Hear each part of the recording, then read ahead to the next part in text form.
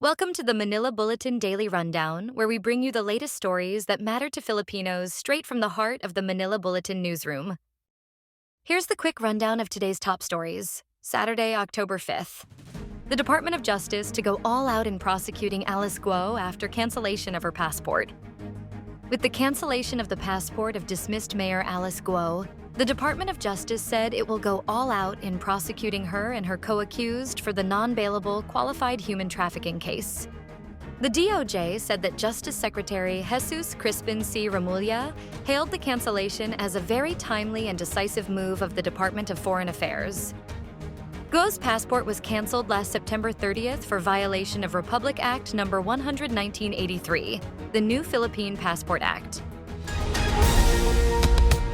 Barbers to Roque. Submit promised documents to resolve contempt citation. Surigao del Norte 2nd District Representative Robert Ace Barbers says former presidential spokesperson Harry Roque can resolve his contempt citation from the House Quad Committee by simply submitting the documents he had previously promised the mega panel. That's what Barbers and the rest of his Quadcom co-chairman had expected Roque to do last month, as he had willingly said he would. Instead, the controversial lawyer went into hiding. The contempt citation on Roque led to the House's issuance of an arrest order against him. Government vows to stabilize prices of goods amid holiday season. The Marcos administration vowed to sustain inflation deceleration measures to keep the prices of goods stable ahead of the holiday season, the Presidential Communications Office said. This came after the Philippine Statistics Authority reported on Friday that the inflation rate further eased to 1.9% in September from 3.3% in August. The Presidential Communications Office said the government would sustain the measures in place to ensure that Filipinos would not have a hard time during the holiday season. Marcos cites teachers' indispensable role in upholding excellence, democracy.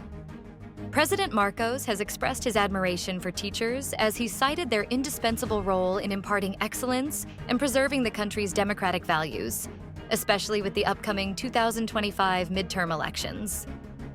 In his message for National Teachers Day, President Marcos highlighted the vital role teachers play in shaping future leaders, thanked them for their sacrifices, and urged the public to support inclusive education for the success of all learners. Marcos issues executive order strengthening Philippine film industry. President Marcos has issued Executive Order No. 70, which aims to boost the country's film industry by strengthening the Film Academy of the Philippines. Executive Secretary Lucas Bersamin, by authority of the President, signed the order on October 2nd. In his executive order, Marcos cited the need to enhance the FAP's capabilities to improve the country's film sector. Under the executive order, the Film Academy of the Philippines will now be under the Department of Trade and Industry's administrative supervision. Philippines stands with Vietnam as NSC denounces China's assault on Hanoi fishermen.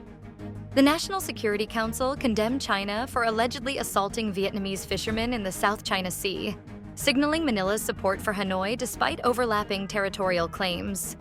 National Security Advisor Eduardo Año called the actions of Chinese maritime forces near the Paracel Islands on September 29 violent and illegal. Año emphasized that the use of force against civilian fishermen violates international law, particularly the UNCLOS, and breaches basic human decency. Coldplay's new album, Moon Music, out today. Coldplay's highly anticipated 10th album, Moon Music, has landed in stores and on streaming services today. Chris Martin explained that Moon Music is about grappling with inner and outer conflicts and finding the best way to respond.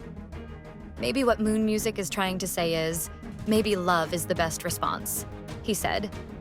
In line with Coldplay's sustainability efforts on their current world tour, which has cut CO2 emissions by 59%, the band has made Moon Music the first album released as a 140-gram Eco-Record RPET LP, with each copy made from 9 recycled plastic bottles.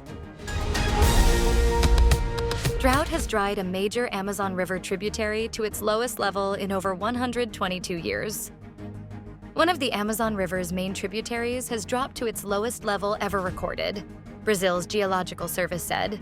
reflecting a severe drought that has devastated the Amazon rainforest and other parts of Brazil.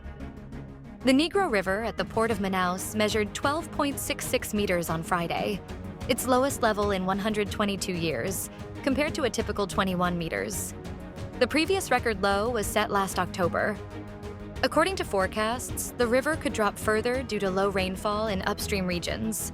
Andre Martinelli, hydrology manager at the Geological Service, said the river is expected to keep receding until the end of the month. Stay updated with the latest news. Visit our website at www.mb.com.ph or follow us on social media.